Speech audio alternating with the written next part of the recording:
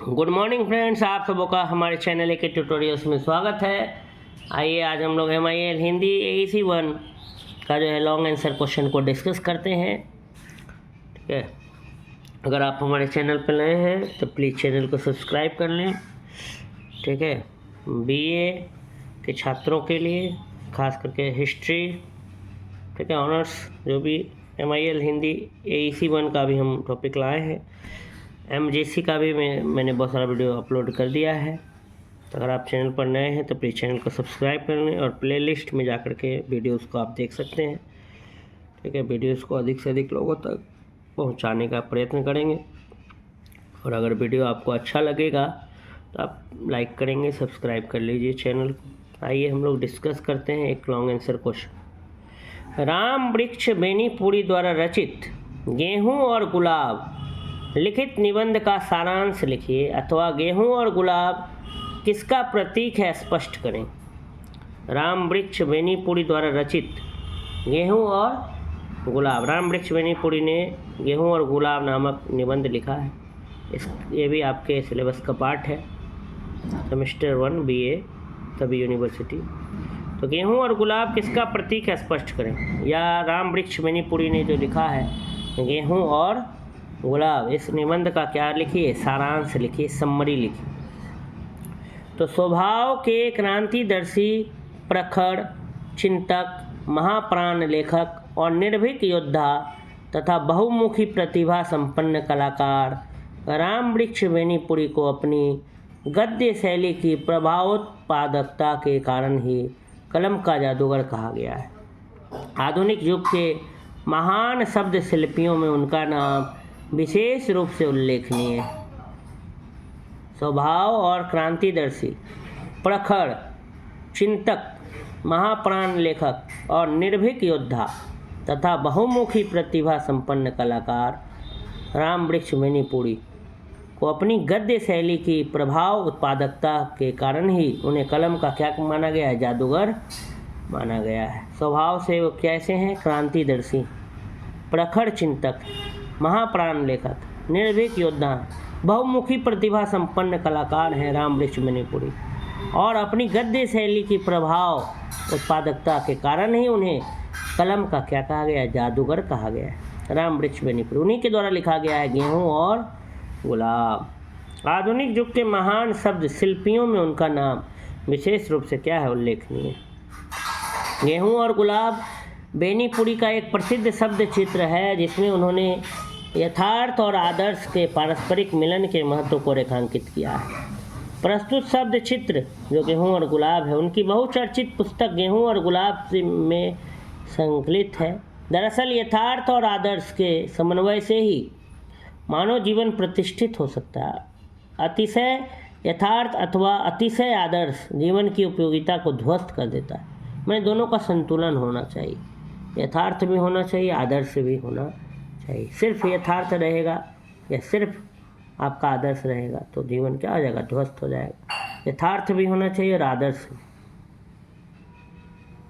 मतलब जो हमारे लिए बहुत इम्पोर्टेंट है, ज़रूरी है, वो भी होना चाहिए, और हमारे लिए जो आइडियल्स हैं, आदर्श, वो भी होना चाहिए। गेहूँ और गुलाब ये लिखा गया है राम वृक्ष बेनीपुरी द्वारा। तो इसी निबंध का हमको समरी बताना है, सारांश बताना है। आपके एग्ज़ाम में एक ना एक कहानी का या निबंध का तो सारांश आएगा ही। अब तक मैंने 2 टॉपिक का सारांश अपने चैनल पर अपलोड कर दिया है, बेटों वाली विधवा और भय। ये मैं तीसरा टॉपिक डिस्कस कर रहा हूँ, गेहूँ और गुलाब। ठीक है, तो गेहूँ और तो जितने भी कहानियाँ या निबंध हैं उसमें से एक का सारांश आपको, 1 या 2 का सारांश आपको ज़रूर लिखने आता है एग्ज़ाम में आपका। तो राम वृक्ष बेनीपुरी द्वारा रचित गेहूं और गुलाब लिखित निबंध का सारांश लिखिए। गेहूं और गुलाब किसका प्रतीक है स्पष्ट करें। तो स्वभाव से क्रांतिदर्शी, प्रखर चिंतक, महाप्राण लेखक और निर्भीक योद्धा तथा बहुमुखी प्रतिभा संपन्न कलाकार राम वृक्ष बेनीपुरी को अपनी गद्य शैली की प्रभावोत्पादकता के कारण ही कलम का जादूगर कहा गया है। आधुनिक युग के महान शब्द शिल्पियों में उनका नाम विशेष रूप से उल्लेखनीय है। गेहूं और गुलाब बेनीपुरी का एक प्रसिद्ध शब्द चित्र है जिसमें उन्होंने यथार्थ और आदर्श के पारस्परिक मिलन के महत्व को रेखांकित किया है। प्रस्तुत शब्द चित्र उनकी बहुचर्चित पुस्तक गेहूं और गुलाब में संकलित है। दरअसल यथार्थ और आदर्श के समन्वय से ही मानव जीवन प्रतिष्ठित हो सकता है।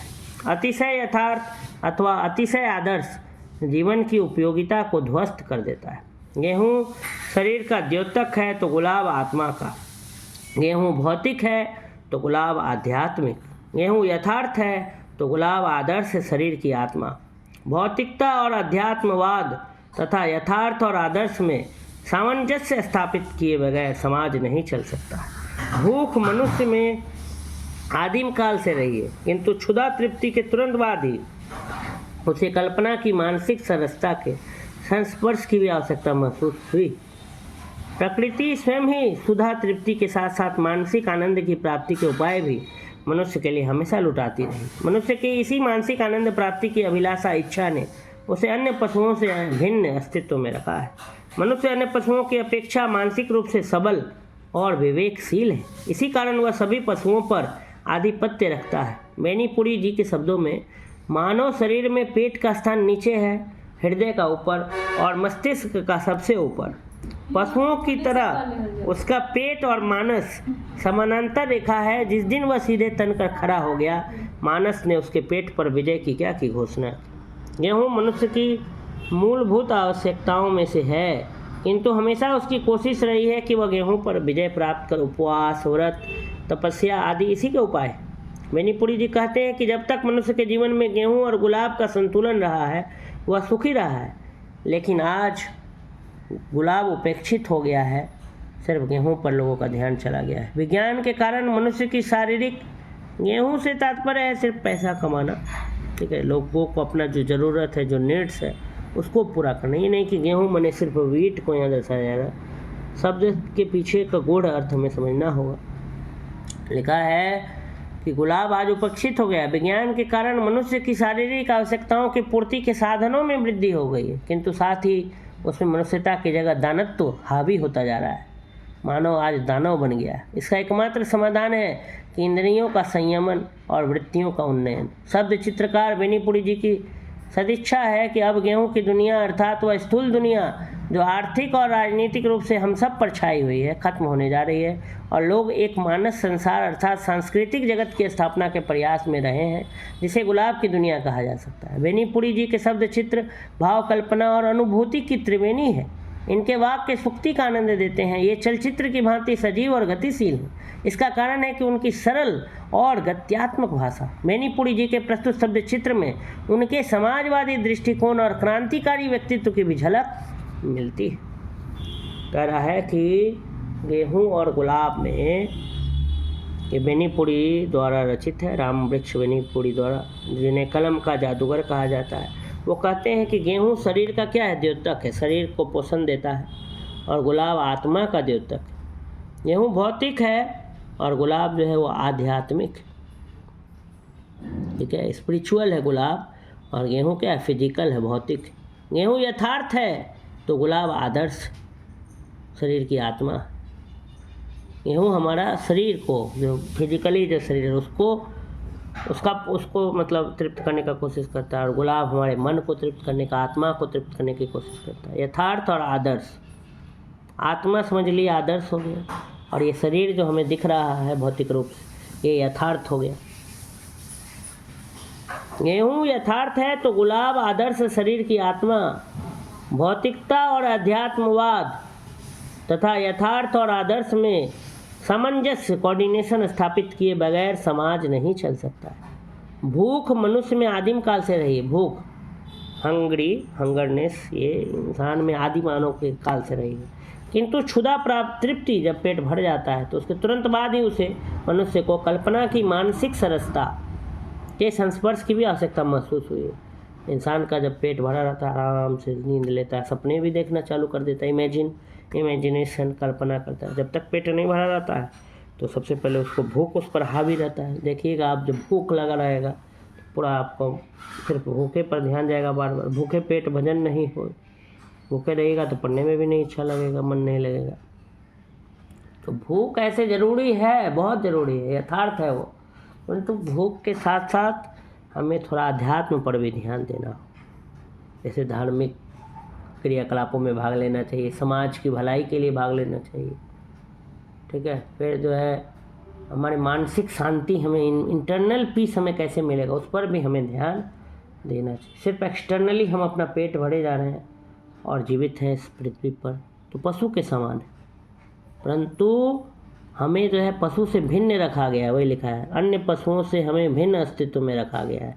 क्यों? क्योंकि मनुष्य को मानसिक आनंद प्राप्ति की भी क्या है, अभिलाषा है। मनुष्य चाहता है कि उसे मानसिक आनंद भी मिले, मन से भी वह खुश रहे। क्यों? क्योंकि मनुष्य दूसरे जानवरों के से अलग, मनुष्य का जो मानसिक रूप से वो मनुष्य क्या है, सबल है और विवेकशील है। मनुष्य में विवेक दिया गया, बुद्धि दिया गया है, सोचने समझने की क्षमता दी गई।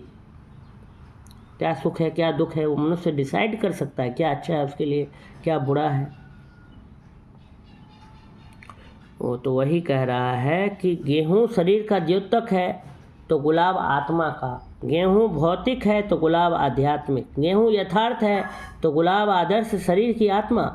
भौतिकता और अध्यात्मवाद तथा यथार्थ और आदर्श में सामंजस्य स्थापित किए बगैर समाज नहीं चल सकता।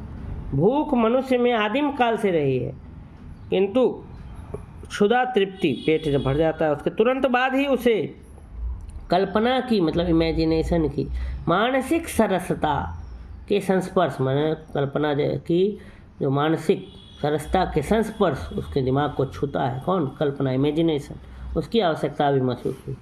प्रकृति, नेचर जो है स्वयं ही सुधा तृप्ति के साथ साथ मानसिक आनंद की प्राप्ति के भी उपाय दिए हैं। नहीं, नेचर में आप जाइए, मन आपका प्रसन्न हो जाएगा। पहाड़ों में जाइए घूमने, झरना देखिए, पहाड़ देखिए, जंगल वन देखिए, समुद्रों को देखिए। नेचर ने बहुत ऐसी चीज़ें दी हैं जिसे आप देखिएगा, वॉकिंग कीजिए पूरे वनों में, या नहीं कुछ तो प्लेन्स में आप बगीचा में ही चले जाइए, या पेड़ पौधे पूरे लगे हुए हैं, नदी किनारे चले जाइए, आपका मन क्या हो जाएगा, प्रसन्न हो जाएगा। तो सिर्फ भोजन जितना प्रसन्नता नहीं देगा उतना प्रसन्नता आपको वो प्राकृतिक चीज़ें देंगी। वही कहा गया है। तो वो प्राकृतिक चीज़ों को गुलाब के रूप में दिखाया गया है, और इंसान जो खाता है अपनी ज़रूरतों को सिर्फ पूरा करता है उसको गेहूँ से दिखाया गया है। गेहूँ वर्ड मतलब सिर्फ यहाँ गेहूँ नहीं है, वीट नहीं, गेहूँ यहाँ पूरा एक अलग ही चीज़ को वर्णन कर रहा है और गुलाब अलग चीज़ को वर्णन कर रहा है। गेहूँ मतलब हमारी आज की जो भी ज़रूरतें, हर इंसान आज सिर्फ अपनी ज़रूरतों के पीछे भाग रहा है, उसको पूरा करने के पीछे भाग रहा है। उसकी मानसिक शांति क्या हो गई है, ख़त्म हो गई। दिन भर वो मान लीजिए काम कर रहा है, लगे रह रहा है, और वो कुछ फिजिकल माने भौतिक चीज़ें जुटाने में लगा हुआ है। Fridge, cooler, AC, TV, mobile, गाड़ी, कार, बंगला, घर, ये सब जुटाने में लगा हुआ है। तो ये सब से तो ज़रूरी है ही, इसको लेखक ने नहीं कहा कि ये ज़रूरी नहीं है, बहुत ज़रूरी है। और आज का ये समय की मांग भी है, ये नहीं रहेगा तो कोई भी इंसान किसी को नहीं पूछता। आज पैसे के अभाव में लोगों की कद्र भी नहीं की जाती, इज्जत नहीं दी जाती है। जिसके पास जितना धनवान है उसका समाज में उतना प्रतिष्ठा, उतना इज्जत वो पाता है आज के समय में। तो सही बात है, आप उनके पीछे भागिए, परंतु एक इंटरनल पीस जो अंतर आत्मा है उसकी शांति के लिए भी कुछ प्रयास किए जाने चाहिए। अध्यात्म से भी हमें जुड़ना चाहिए, आध्यात्मिक। तो गुलाब को वो दुनिया दिखाएगा, नेचर से जुड़ना चाहिए, प्रकृति से। तो वही लिखा है कि मनुष्य की इसी मानसिक आनंद प्राप्ति की अभिलाषा, जो मनुष्य का ये जो मानसिक आनंद प्राप्ति की जो इच्छा है, अभिलाषा है, उसे अन्य पशुओं से भिन्न अस्तित्व में रखा है, अलग रखा है। मनुष्य अन्य पशुओं की अपेक्षा मानसिक रूप से सबल और विवेकशील है। इसी कारण वह सभी पशुओं पर आधिपत्य, माने सभी पशुओं पर डोमिनेंस रखता है। सभी पशुओं से बड़ा पशु कौन है? मनुष्य है। क्योंकि ह्यूमन बीइंग क्या है? एक सोशल एनिमल है, सामाजिक प्राणी है। और सभी पशुओं पर उसको सोच है, उसके अंदर विवेक दिया गया है, सबल है। मानसिक रूप से मनुष्य क्या है? सबल है, बलवान है, विवेकशील है। रामवृक्ष बेनीपुरी ने अपने उसे गुलाब और गेहूँ और गुलाब में लिखा है कि मानव शरीर में पेट का स्थान नीचे रखा गया है और हृदय का ऊपर है, और मस्तिष्क का दिमाग का सबसे ऊपर है। जबकि पशुओं में क्या है? पेट और दिमाग, मानस वो एकदम समानांतर रेखा में। और जिस दिन पशु भी एकदम खड़ा होकर एकदम तन करके खड़ा हो जाएगा, मुंह उसका सबसे ऊपर हो जाएगा, मस्तिष्क, तो वो भी पेट पर क्या कर लेगा, विजय प्राप्त कर लेगा, घोषणा कर देगा मानव की तरह। मानव शरीर में पेट का स्थान नीचे है, हृदय का ऊपर है, हार्ट का, और मस्तिष्क का सबसे ऊपर है। पशुओं की तरह उसका पेट और मन समानांतर रेखा में है। जिस दिन वह सीधे तनकर, माने पशु जो है सीधा तन के खड़ा हो गया एकदम, तो मानस ने उसके पेट पर विजय की घोषणा की। माने मस्तिष्क जो है वो पेट पर क्या पा लेगा, विजय प्राप्त कर लेगा। इसी भूख पे तो हम लोग विजय प्राप्त करने के लिए उपवास, रोजा या व्रत, तपस्या आदि किया जाता है। गेहूँ मनुष्य की मूलभूत आवश्यकताओं में से है, किंतु हमेशा मनुष्य की कोशिश रही है कि वह गेहूँ पर क्या करे, विजय प्राप्त कर ले। उसके लिए उपवास, व्रत, तपस्या आदमी करता है, भूख पर विजय प्राप्त करने की कोशिश करता है। महिलाएं जो है, अभी ही तीज व्रत बीता, निर्जला व्रत महिलाओं ने किया, ठीक है, तीज व्रत। इसमें जो है महिलाओं ने जल भी ग्रहण नहीं किया। तो ये क्या है, ये उपवास जो है ये किस चीज़ को दर्शाता है? ये दर्शाता है कि हम गेहूं पर, मनुष्यों के अंदर ये ताकत है, ये हिम्मत है कि वो गेहूं पर क्या प्राप्त कर सकता है, विजय प्राप्त कर सकता है। बेनीपुरी जी कहते हैं कि जब तक मनुष्य के जीवन में गेहूं और गुलाब का संतुलन रहेगा, बैलेंस रहेगा, वह सुखी रहा है। लेकिन आज गुलाब क्या हो गया, उपेक्षित हो गया। आज लोग गुलाब पर नहीं ध्यान दे रहे हैं, सिर्फ गेहूं पर, सिर्फ अपनी ज़रूरतों पर, सिर्फ पैसे कमाने में लगे हुए हैं। विज्ञान के कारण मनुष्य की शारीरिक आवश्यकता, आज विज्ञान ने बहुत डेवलपमेंट कर लिया, साइंस ने, तो उसके कारण मनुष्य का जो भी नीड है उसकी पूर्ति के लिए आज साधनों में क्या हो गई, वृद्धि हो गई। जैसे मसाला पीसने के लिए मिक्सर ग्राइंडर, अंडा उबालने, दूध पानी उबालने के लिए इलेक्ट्रिक केटल, चाय बनाने के लिए इलेक्ट्रिक केटल, नहीं, फिर आपको फैन, कूलर, एसी, अलग अलग साधन आ गए। कहीं जाने के लिए गाड़ी, मोटरसाइकिल, फिर बैठे बैठे हर कुछ आजकल हो जा रहा है। साइंस ने इतना डेवलपमेंट कर लिया तो जिससे मनुष्य और क्या हो गया है, मानव की जगह अब दानव बन गया है मनुष्य। विज्ञान के कारण मनुष्य की शारीरिक आवश्यकताओं की पूर्ति के साधनों में क्या हो गई, वृद्धि हो गई। शरीर का जो भी आवश्यकता है उसको पूरा करने का जो साधन है, तरीके हैं, वो उसमें वृद्धि हो गई है। किंतु साथ ही उसमें मनुष्यता की जगह दानत्व तो क्या होता है, हावी होता जा रहा है। इसका एकमात्र समाधान है कि इंद्रियों को हमें क्या रखना चाहिए, संयमित रखना चाहिए अपने इंद्रियों। और वृत्ति, हमारे जो आदतें हैं, आचरण है, हमारे जो प्रवृत्ति है, वृत्तियों का उन्नयन करना चाहिए। शब्द चित्रकार बेनीपुरी जी की सद इच्छा, अच्छी इच्छा है, सत जोड़ इच्छा, माने अच्छा इच्छा है कि अब गेहूं की दुनिया, अर्थात वो स्थूल दुनिया, जो मोटी दुनिया जो नज़र आ रही है, जो आर्थिक और राजनीतिक रूप से हम सब पर छाई हुई है, खत्म होने जा रही है। और लोग एक मानस संसार अर्थात सांस्कृतिक जगत की क्या करें, स्थापना के प्रयास में लगे रहे हैं, ठीक है, जिसे गुलाब की दुनिया कहा जा सकता है। बेनीपुरी जी के शब्द चित्र, भाव, कल्पना और अनुभूति क्या है, त्रिवेणी।